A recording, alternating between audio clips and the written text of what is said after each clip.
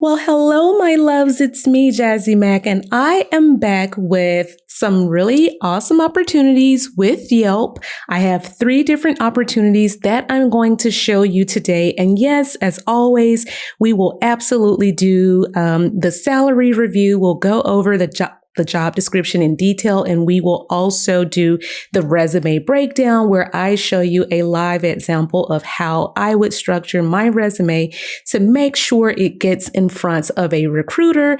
And, I will show you the secrets of how to kind of bypass or kind of hack the applicant tracking system. Now, I do want to give you guys a couple of church announcements. Listen, do not apply for any of these roles until you have made notes of the hot words. The hot words are going to be the words that you are absolutely going to need to have in your resume to make sure that you are giving yourself the best chance to be contacted by a recruiter. So without further ado, we will hop into our first opportunity, which is going to be this one. And everything that I talk about is going to be down in the description box, including the resume templates. If you need cover letters, all that good stuff is going to be in the description box. But our first opportunity is going to be for a user operations associate. Now, that may sound complicated, but I want to reassure you, this is a very, very entry level role that is perfect for those of you that say, I don't have a ton of experience. Now, this is a full-time remote role based in the United States. Before anybody asks, to my Canadian friends and friends in other countries, Yelp does have a presence in Canada, in Germany, and in other countries. So if this is appealing to you non-USA viewers, then definitely go on Yelp's site and type in your country or your region and check it out. But back to the job description. So it says the support associate is going to provide email-based support to Yelp's community of users and business owners. Now, in addition to working cross-functionally, you may also have the opportunity to kind of say, if you want to work in legal, community, or transaction support functions. So it seems like they're saying at the base, you're going to do email support. And if you wanted to be a little bit more targeted in your career trajectory, you would be able to possibly kind of specify wanting to work in one of these 3 areas. Now, it says they receive a myriad of inquiries ranging from account access help to assisting with claiming business pages and processing transaction refunds and bugs and everything in between. Now, when it comes to what you need to have, they're saying just have some experience in email support. Okay, high attention to detail, and be okay with providing feedback to managers on process improvement. Now, it says you hold a BA or BS degree. Let me tell you, that is always just a preference. It is never a deal breaker. There are plenty of people that work in tech that do not have a degree. Please stop getting hung up on these degree requirements. They are just nice to haves. They are not a deal breaker because they're saying you only need to have 1 year of work experience or other related experience. Let me explain what related experience is. This is going to be if you've got like college experience, you've got certifications of some sort, you've done volunteer work. Let's say you even did some sort of event coordination. You were an event coordinator and you were responsible for sending emails to different clients and making sure that they, paid invoices and things of that nature. All of that is relevant experience. Okay. Having a positive team-oriented attitude, good communication skills, and computer skills. That's all they want you to have. This isn't, a difficult sort of job. Like I said, this is going to be a really, really great job for you to do as a beginner or as a newbie. Now, compensation is going to be $40,000 annually. Remember, everything is negotiable. That number could very well go up. You may also be offered a bonus and benefits. So understanding that 40,000 is probably like a starting place for when you want to start negotiating. Now, I want to point out that they do have awesome benefits. They've got full medical, vision, and dental, 15 PTO days, 14 weeks of parental leave, health savings, 401k, and employee stock purchase plans. So this is a really, really great role. Again, this is more entry level, kind of more just for people that have like an administrative background or a customer support, customer service background. This is going to be a perfect fit for you guys. Now let's hop over to the next opportunity. And it is very similar. The only difference is it's a user operations associate and it's for the license verification. So a lot of us are familiar with like Twitter and Instagram and Facebook, that the whole blue check mark thing. Well, this is going to be very similar when it comes to the verification of business accounts. So you would basically be, evaluating businesses to ensure that they're in good standing and don't have like a bunch of claims against them. So this is just, it's again, very kind of, entry level baseline work that doesn't require a ton of experience. It's very similar to our previous roles.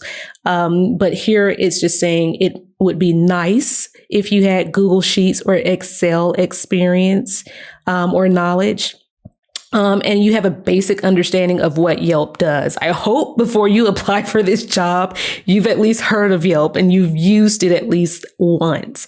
So this salary is going to be $40,000 also plus bonus. And again, this one is also fully remote. It's just slightly different because it's for license verification. Now, let's quickly do a resume example for this role. I do have to give my disclaimer. Please don't copy this resume word for word or lie about your professional experience. Always be truthful and just use this as a formatting guide and general outline for your work history and knowledge. Please only include the items that actually apply to you or things that you've taken a Udemy course for and you've actually kind of like studied, such as, customer service or things like chat support or email support, those types of things. Let's just be honest. Okay. So again, this resume is going to be down below in the description box if you want to use it. And of course, we can get rid of this for the time being. So some of those hot words that you need to make sure are in your resume based on your experience is going to be email, okay, conflict resolution. Process improvement was something we saw in that job description. Support center and customer support were also in the job description. We saw things like bugs and licensing in the job description, and also quality metrics. And Google Sheets and Excel was something that we also saw. So a lot of people are like, Jazzy, I don't really have that experience. And I'm like, yes, you do. We've all used Google Sheets and Excel in college. All of that counts as experience. If you've ever worked in, customer service, even if you did not do email support, at some point in time, you probably had to fill out some sort of survey about something, or you had to analyze an issue. All of that goes into the whole troubleshooting. And again, like if you've had transaction refunds that you had to process for a customer, that could be another hot word that you would definitely want to add. So again, this is a template. I like to do these examples for you all just to kind of like have an idea of how to format your resume and things of that nature. Again, if you don't have a lot of experience in customer support or CRM systems or email support, again, Udemy, you can take one of those courses. They're like an hour long for like $9. No, they didn't pay me to say that. I'm just trying to put you up on like some, free game. So let's hop over to our last opportunity. And It's going to actually be for a global compensation analyst. Now, that's a very, very fancy name that I don't want you to be intimidated by. A global compensation analyst, in a nutshell, they work to make sure that the salary that people are receiving at the company is competitive with the market.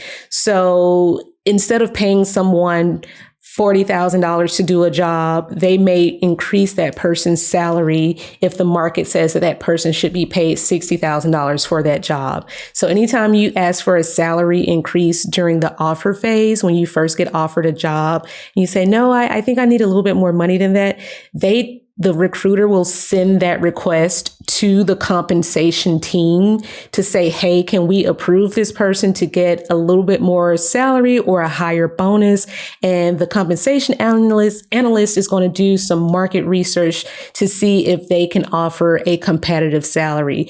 So yeah, it's pretty much that in a nutshell. They may also review benefits to make sure that, the benefits at the company are competitive to the benefits that we see at similar tech companies.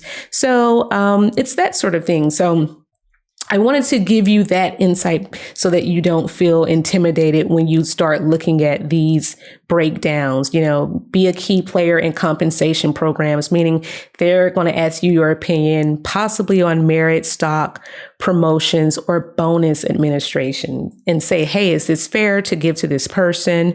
So yeah, and you'll be a part of the comp team.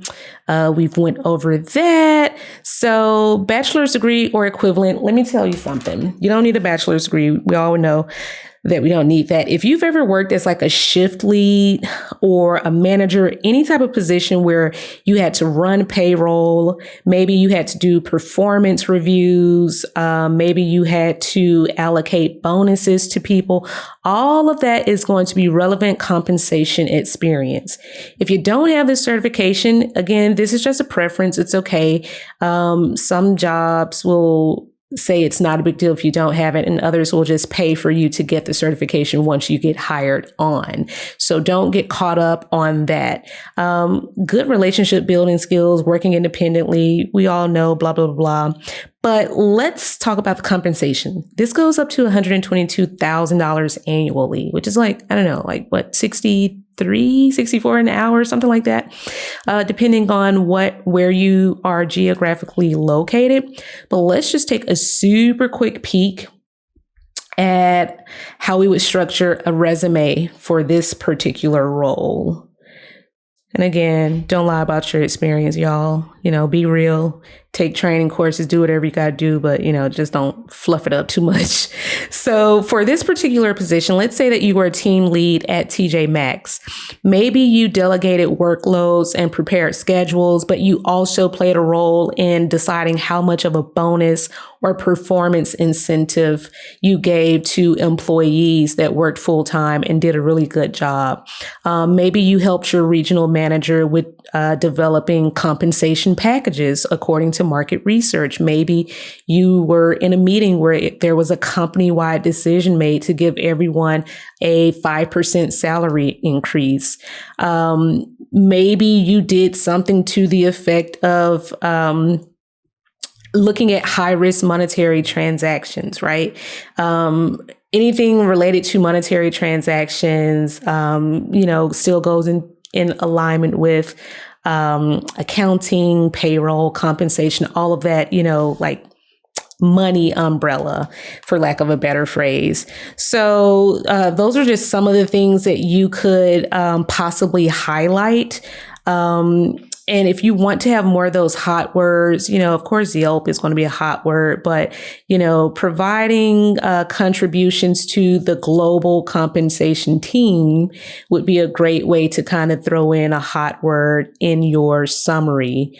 And things like payroll. You may also want to throw in something about, if you've ever had to do bonuses, that could be something that you could throw in. That's another hot word from the job description. But again, do this according to your actual experience. This is just an example.